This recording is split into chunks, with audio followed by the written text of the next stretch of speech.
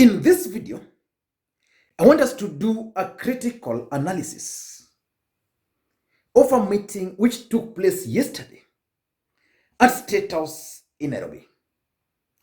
That meeting was attended by President Uhuru Kenyatta, Raila Odinga, the UDM party leader, Stephen Kalonzo Musyoka, the Wiper party leader, Musalia Mudavadi, the ANC party leader,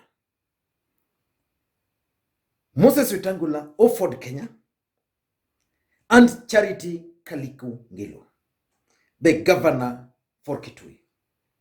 And I want us to do this analysis based on what we can actually see, the photos from that event and the video footages. And I'll focus on four things which were very clear from the photos and from the video footages which came out of that meeting. The first thing I want us to look at, which we're going to look at, is the fact that Raila Odinga is not very happy from the photos and the videos from that particular meeting. Why was Raila Odinga unhappy? We're going to look into that. Gideon Moi, number 2, read the statement. What informed that move? Why was Gideon Moi given the opportunity to read that statement?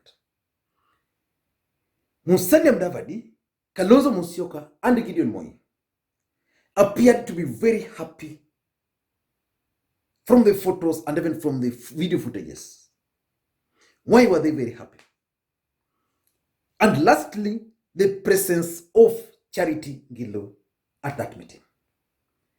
But before we go into all those details, if you're watching this video for the first time, I want you to take a second or two and click the subscribe button so that next time we produce a video like this, YouTube will automatically notify you.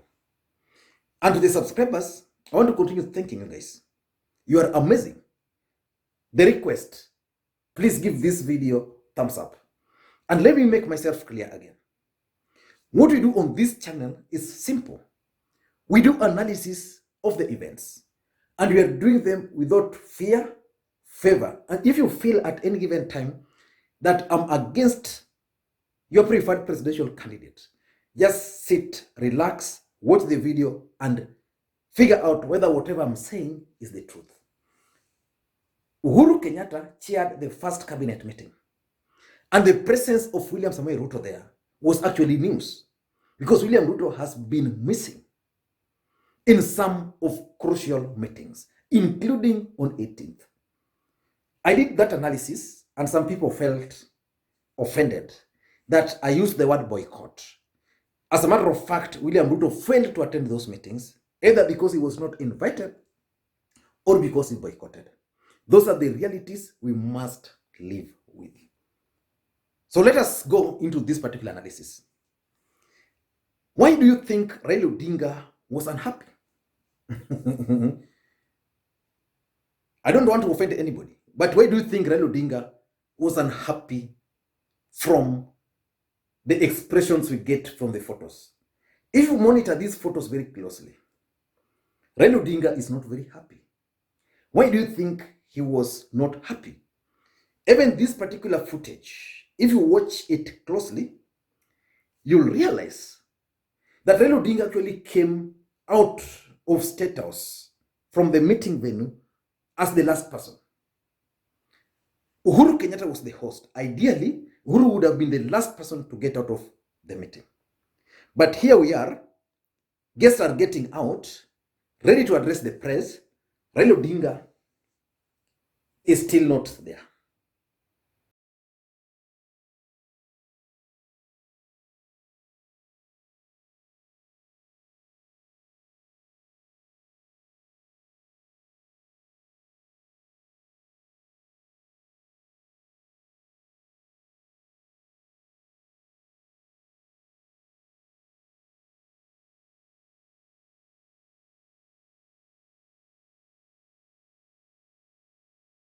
Over the last month, Kenyans have witnessed firsthand the majesty and vibrancy of our constitutional democracy. So why do you think Raila Odinga was not happy? My hypothesis is number one, Raila Odinga was not happy because he's been doing the donkey work when it comes to the Building Bridges Initiative process. If BBI were to fail at the county assemblies, two guys would have carried that blame. That is Raila Odinga and President Uhuru Kenyatta. So Raila Odinga did all the work. In fact, at some point, Musalia Mudavadi was even opposing the Building Bridges Initiative process. I don't even remember any time during the process when Musalia Mudavadi even met with the MCS. Raila Odinga met with the MCS. He organized a meeting here in Nairobi. He even met the ones in Kakamega. These guys are now here, invited by the president to come and thank them for the good job. So basically, you are giving these guys credit of which Raila Odinga believes they don't deserve. But there's nothing he can do. So I'm convinced that Raila Odinga was not very happy by the fact that these guys were actually taking credit for the work which he, as Raila Odinga, is the one who carried on his back. Number two, why Raila Odinga was not happy, I think, was the fact that Gideon Moi read the statement. In politics, nothing happens out of coincidence. There must have been a clear motive why Gideon Moi was allowed to read that statement. In fact, it's the next thing I'm going to explain next. In an ideal situation, the guy who ought to have read this statement would have been President Uhuru Kenyatta. But the president did not read it. Then the next guy would have been Raila Odinga, the partner in handshake. Then you give Gideon Moi to read the statement. So today, Raila Odinga supporters, if you go through their online comments, they're saying that, is it possible? Kwa nini Gideon Moi amepewa? Why not Raila? Because it's politics. So probably Raila Odinga was not for the idea that Gideon Moi should have read that document. So that could be another reason why Raila Odinga was not happy. The third reason why Raila Odinga might not have been happy, in my considered opinion, is the NASA war. This week, a war, serious war erupted in NASA. Letters after letters, press statement after press statement. The other group wanted Raila Odinga to endorse them because according to them, they had the NASA coalition agreement.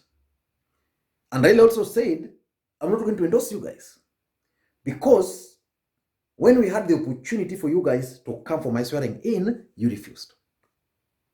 So these guys also fired back. And Kalonzo Musyoka and Musalia Mudavadi actually attacked Raila Odinga. In fact, Musalia Mudavadi, is it Kalonzo or Musalia Mudavadi, who referred to him as a deceitful leader? And I strongly believe that because of those exchanges, Raila Odinga was not very happy, even when he was at that meeting. But because of the BBI, he was just there. But probably he was not happy because of that. Then the second thing, which also came out very clearly from the meeting, is that Gideon Moi was given a chance to read the statement. That was huge. It sent strong signals. But why do you think Gideon Moi was given the opportunity to read the statement? 2 or 3 reasons. Number one, I think President Uhuru Kenyatta wanted to send a coded message, or Team BBI wanted to send a coded message to the people of the larger Rift Valley, that you are not excluded from this event. And that's why Gideon Moi was reading that statement.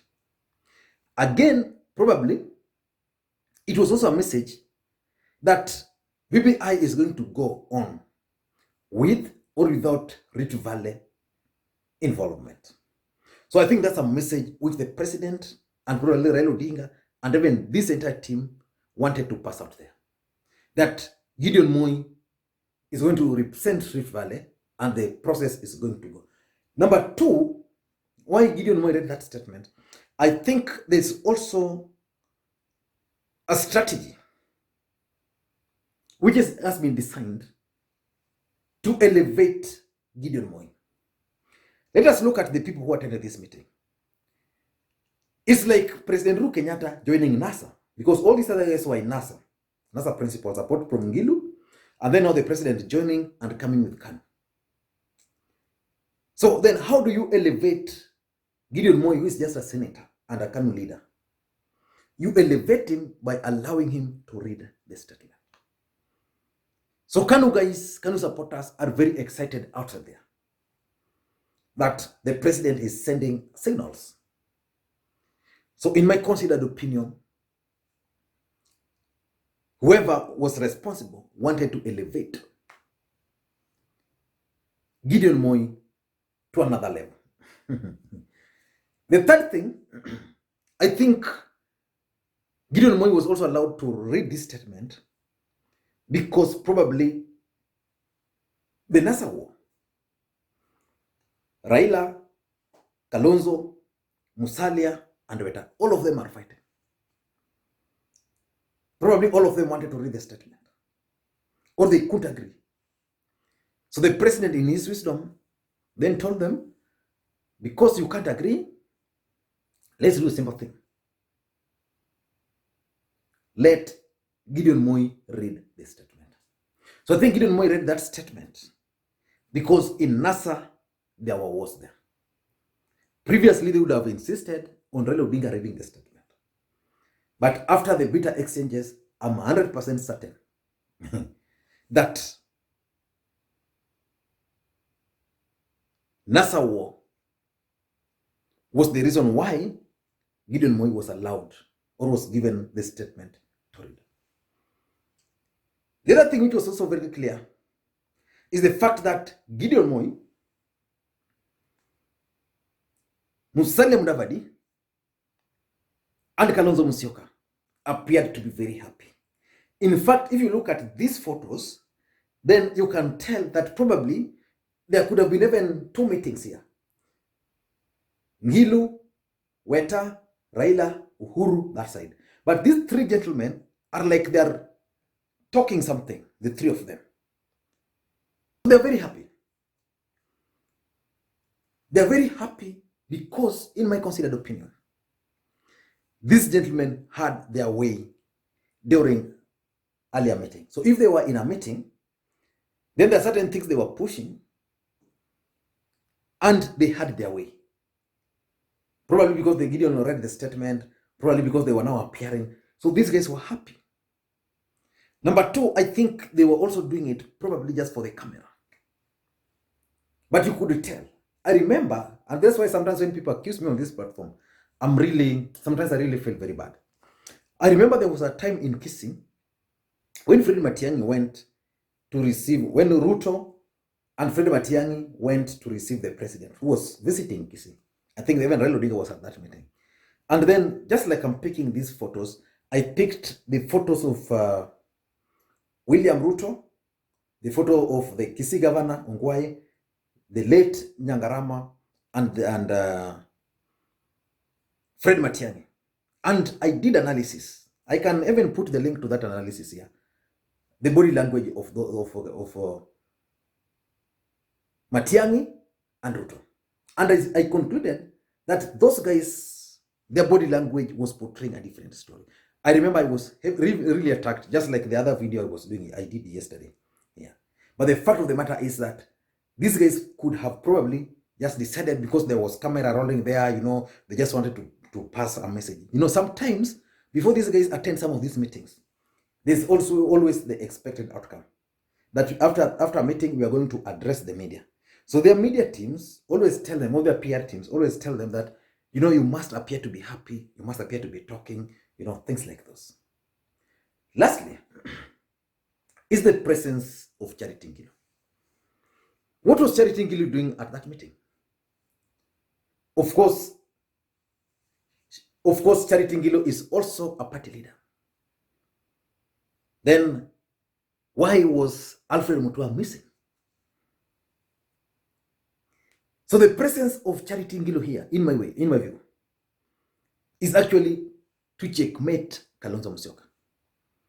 I am certain that probably it's Raila Odinga who invited or who insisted on Charity Ngilu attending this meeting. Or probably Charity Ngilu attended this meeting to give the face like a woman was also present. Assuming Charity Ngilu was not in that meeting, probably women would have been on the neck of the president and Raila Odinga. Why they left women from that particular meeting. That's my take. What other thing did you capture from that particular meeting at Status? I want to read your comments. I want to hear your thoughts. Thank you guys, and please don't forget to drop your comment. Don't forget to click thumbs up. And please, I want us to reach 120,000. So just give this video a thumbs up and share the video.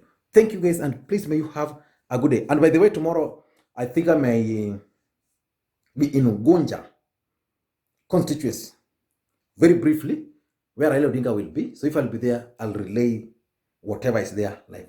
But I'm still not very certain whether I'll attend. Thank you guys, and please may you have a good day.